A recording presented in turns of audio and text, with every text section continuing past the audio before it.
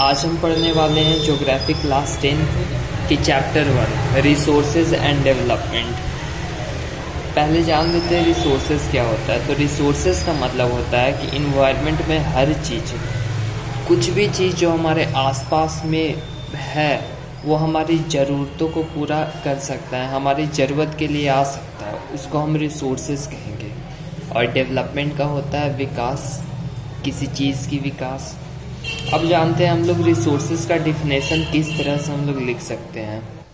तो पहले everything present in our environment, हर वो चीज़ जो हमारे इन्वायरमेंट में अवेलेबल है, हर वो चीज़ जो हमारे इन्वायरमेंट में अवेलेबल है, प्रेजेंट है, जो कि हमारी ज़रूरतों को पूरा कर सकता है, which can satisfy our needs, और जो कि टेक्नोलॉजी के साथ कंबाइन हो सके, वो technology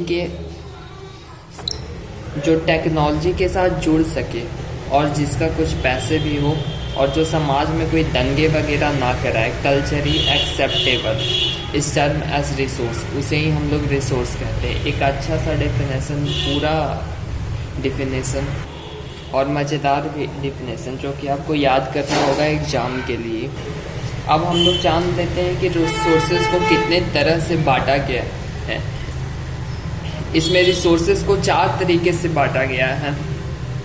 on the basis of origin, जहाँ से शुरुआत होता है, जिसमें बायोटिक और एबायोटिक है, आगे हम लोग डिस्कस करने वाले हैं। On the basis of exhaustibility, और ऐसे ही 4 हैं जो कि आपको बुक में, ज्योग्राफी के बुक में दिख जाएगा। चलिए बारी बारी से देखते हैं, सबका डिफिनेशन जानते हैं। तो पहले हम लोग लिखेंगे रिसोर्सेज को कैसे बांटा गया है, कैसे क्लासिफाई किया गया है। तो नंबर 1 पे है on the basis of origin. सबसे बेसिक सा चीज़, इसको 2 तरीके से बांटा गया, जिसमें फर्स्ट है बायोटिक रिसोर्स। तो जान लेते हैं बायोटिक रिसोर्स क्या होता है। तो बायोटिक रिसोर्स, जो रिसोर्सेज जिंदा चीज़ों से मिलता हो, जिसके पास लाइफ हो, जो जिंदा हो, अगर उनके द्वारा हमारी कुछ ज़रूरतें पूरी हो रही है, और जिसका दाम भी हो, पैसा भी हो, और मतलब वो रिसोर्सेज हो, और रिसोर्सेज ये सारा, लेकिन वो जिंदा हो, अगर जिंदा रहेगा तो उसे हम कहेंगे बायोटिक रिसोर्सेज। अब जैसे में डिफिनेशन से माने तो resources which are obtain from biosphere and have life, वो रिसोर्सेज जो कि बायोस्फीयर से मिलता हो और जिसके पास जीवन हो, जिंदगी हो, उसे हम कहेंगे बायोटिक रिसोर्सेज। अब इसके एग्जाम्पल क्या क्या होते हैं। फ्लोरा एंड फौना, जिसमें फ्लोरा प्लांट्स को कहते हैं और फौना एनिमल्स को कहते हैं। ह्यूमन बींग्स, फिशरी, मछलियाँ वगैरह भी, और लाइव स्टॉक, कुछ जानवर, पालतू जानवर जो हम लोग पालते हैं, गाय भैंस वगैरह। क्योंकि ये सब दूध देते हैं, जो कि हमारी नीड्स है। और फिशरीज, जो मछलियाँ वगैरह मांस वगैरह देती हैं, वो भी हमारे रिसोर्सेज में आता है। अब ह्यूमन बींग्स कैसे हैं, क्योंकि ह्यूमन बींग्स बहुत सारे, मतलब ह्यूमन बींग्स मैन पावर देते हैं। कोई भी चीज़ को अगर कुछ करना हो तो उसमें ह्यूमन बींग्स की ज़रूरत पड़ती है, तो इसी कारण ह्यूमन बींग्स भी रिसोर्सेज में आएंगे। और flora and fauna, animals and plants, जो कि जिसका बहुत सारे यूज़ हैं, अनलिमिटेड। अब पढ़ते हैं एबायोटिक रिसोर्स क्या होता है। एबायोटिक रिसोर्स क्या होता है, तो वो रिसोर्सेज जिसमें ज़िंदगी ना हो, जो जिंदा ना हो, अगर मरे हुए चीज़, जैसे मतलब नॉन लिविंग थिंग्स, जैसे में नॉन लिविंग थिंग्स तो सब कोई जानते क्या होता है, rock, metal, pen, pencil, paper.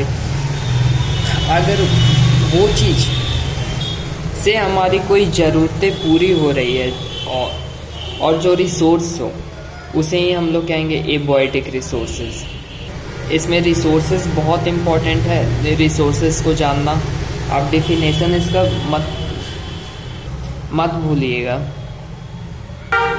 हर वो चीज़ हमारे आसपास में, मतलब हमारे पास में हम जितना भी चीज़ देखते हैं जो कि हमारी ज़रूरतों को पूरा कर सकता है, और जो टेक्नोलॉजी के साथ मिल सकता है, जो पहले टेक्नोलॉजी के साथ जो मिल जाए और जिसका दाम जो पैसा भी मिल सके और जो समाज में कुछ दंगे लड़ाई वगैरह ना करवाए। अगर ये तीनों चीज़ को वो फॉलो करता है और इससे हमारी कुछ ज़रूरतें पूरी हो जाती है तो हम उसे ही कहेंगे रिसोर्सेज। जो कि अगर जीवित चीज़ से मिले, मतलब जिंदा जो चीज़ हो, अगर वो हमारी कुछ ज़रूरतों को पूरा कर रहा है, जो जिंदा है, तो उसे हम कहेंगे बायोटिक रिसोर्सेज। और वो रिसोर्सेज जो जिंदा नहीं है उसे हम लोग कहेंगे abiotic resource. On the basis of exhaustibility, exhaustibility का मतलब जान लेते हैं। मतलब वो चीज़ जो ख़त्म हो सके। एग्जॉस्टिबिलिटी का मतलब होता है ख़त्म हो जाना, जो कि ख़त्म हो सके। तो एग्जॉस्टिबिलिटी में कितने तरह के रिसोर्सेज आते हैं वो देख लेंगे, जिसमें फर्स्ट है रिन्यूएबल रिसोर्सेज। मतलब वो रिसोर्सेज जो दोबारा बनाया जा सकता है, जो दोबारा आ सकता है या कभी नहीं ख़त्म होने वाला रिसोर्सेज। तो इसका डिफिनेशन देख लेंगे। Those resources which are renew, जो कि दोबारा बनाया जा सकता है और प्रोड्यूस भी किया जा सकता है, उसको रिन्यूएबल रिसोर्स कहते हैं। जैसे में हो गया सोलर एनर्जी, विंड एनर्जी। ये सारी चीज़ें हमेशा लाइफ लॉन्ग बहुत पहले ही से चलती आ रही है और बहुत लंबे समय तक भी ये चलती जाएगी। तो इसे ही कहेंगे रिन्यूएबल रिसोर्सेज। जियोथर्मल एनर्जी भी रिन्यूएबल रिसोर्स है। और अब दूसरी तरह के रिसोर्सेज हम देखेंगे, नॉन रिन्यूएबल रिसोर्सेज। अब वो रिसोर्सेज जो कि लिमिटेड हैं और जो कि जिनका बनने में लगभग मिलियंस ऑफ ईयर लग जाते हैं उनको बनने में, और जो कि रिसाइकल दोबारा जल्दी बन भी नहीं सकते हैं, उसे हम लोग कहेंगे नॉन रिन्यूएबल रिसोर्सेज। इसका डिफिनेशन देख लेंगे। Those resources which are limited हैं and can be exhaust after over use, और ज़्यादा इस्तेमाल करने पे वो ख़त्म भी हो जाएंगे। एंड यहाँ पे लिख लेंगे and take million of year in their formation is called non renewable resources. इसी को कहते हैं नॉन रिन्यूएबल रिसोर्सेज। नॉन का रिन्यूएबल का मतलब होता है दोबारा बना लेना और नॉन का मतलब होता है ना। इसके कुछ एग्जाम्पल देख लेंगे। कोल है, फॉसिल फ्यूल है, ये सब जल्दी नहीं बन सकता, ये सब इसके एग्जाम्पल है। और इन्हीं में से कुछ होता है जो कि रिसाइक्लेबल किया जा सकता है, जो कि बनने में तो मिलियन ऑफ ईयर ले लेता है लेकिन वो ख़त्म नहीं होता, उसको दोबारा से रिसाइकिल किया जा सकता है। जैसे में हो गया मिनरल्स, आयरन हो गया, कॉपर हो गया, एल्युमिनियम हो गया, ये सब को रिसाइकिल किया जा सकता है। अब तीसरा जो क्लासिफिकेशन किया गया है रिसोर्सेज का, वो किया गया on the basis of ownership. Ownership मतलब होता है मालिक, कि कौन इसका मालिक होगा। अब जिसमें से पहला होता है इंडिविजुअल रिसोर्सेज। इंडिविजुअल मतलब अकेला, और ये अकेला, और रिसोर्सेज का मतलब तो बता दिया गया, मतलब कि उस रिसोर्स का अकेला मालिक कौन होगा। Those resources which have individual owners, some को काट देंगे यहाँ, are called individual resources. Example land house, livestock etcetera. इसका मतलब होता है कि जो किसी अकेले इंसान का हो, जैसे में ये पेन सिर्फ मेरा है तो ये इंडिविजुअल रिसोर्सेज में आएगा। ये कॉपी मेरा है। जो आप फ़ोन देख रहे हो वो फ़ोन आपका है तो आपका फ़ोन भी इंडिविजुअल रिसोर्सेज में आएगा। और किसका? आपका वो रिसोर्सेज है। तो इंडिविजुअल रिसोर्सेज ये हो गया। अब देख लेते हैं आगे। अब देखते हैं कम्युनिटी ओन रिसोर्सेज क्या होता है। तो वो रिसोर्सेज जो कि किसी ग्रुप्स ऑफ पीपल को अलॉटेड होता है, मतलब किसी इंडिविजुअल का नहीं होता है। कोई अकेला उस पर हक नहीं जमा सकता है, पूरे कई सारे लोगों का होता है। Those resources which is allotted for a community, village, town, group, मोहल्ला, people are called community own resources. जैसे में हो गया ग्रेजिंग लैंड, मतलब घास चरने की ज़मीन रहता है, वो किसी एक अकेले पर्सन का नहीं रहता है। कोई अकेला पर्सन ये नहीं कह सकता कि इस पर सिर्फ मेरी गाय या मेरी भैंस ही घास चरेगी और किसी का नहीं चरेगी, तो ऐसा नहीं है। वो पूरी कम्युनिटी का है, उस पर हर एक लोग के लाइव स्टॉक्स ग्रेज कर सकते हैं। फिर प्लेग्राउंड है। प्लेग्राउंड में सिर्फ एक बच्चा नहीं खेल सकता, वो हर एक बच्चे के लिए है, कोई उस पर हक नहीं जमा सकता है। इसी तरह मंदिर भी है, हर लोग आ सकते हैं, सबके लिए खुला रहता है।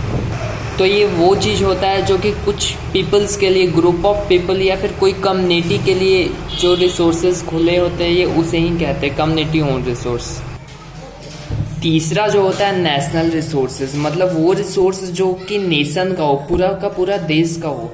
मतलब वो सारी रिसोर्सेज जो एक नेशन के अंदर से मिली हो या फिर टेरिस्टेरियल वाटर में से मिला हो। टेरिस्टेरियल वाटर उसे कहते हैं, मतलब जो नेशन का जो बाउंड्री रहता है वो उसके पास वहाँ से लेकर के सी तक का कितना 22.2 किलोमीटर, जिसे 12 नॉटिकल माइल भी कहते हैं, वहाँ तक अगर कोई भी चीज़ मिलता है तो वो उस नेशन का होगा जिस नेशन से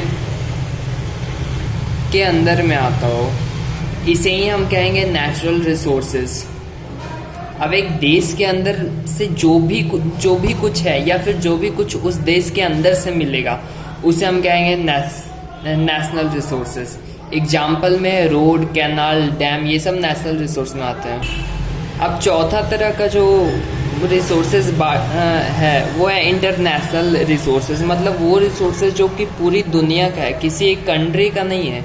कोई एक कंट्री उस पर हक नहीं जमा सकता, पूरी दुनिया का। और अगर कोई कंट्री को वहाँ से कुछ रिसोर्सेज चाहिए तो उसे इंटरनेशनल इंस्टीट्यूशन से उससे परमिशन लेना होगा, तभी वो उस रिसोर्सेज को वहाँ से निकाल सकता है। जैसे में सी वाटर, सी में कई सारे रिसोर्सेज पाए जाते हैं लेकिन कोई देश उसको निकाल नहीं सकता है, उसको नेशनल इंस्टीट्यूशन से परमिशन लेना होगा। इंडिया जो है ये मैग्नीशियम सी वाटर से निकालता है, इंडियन ओशियन से,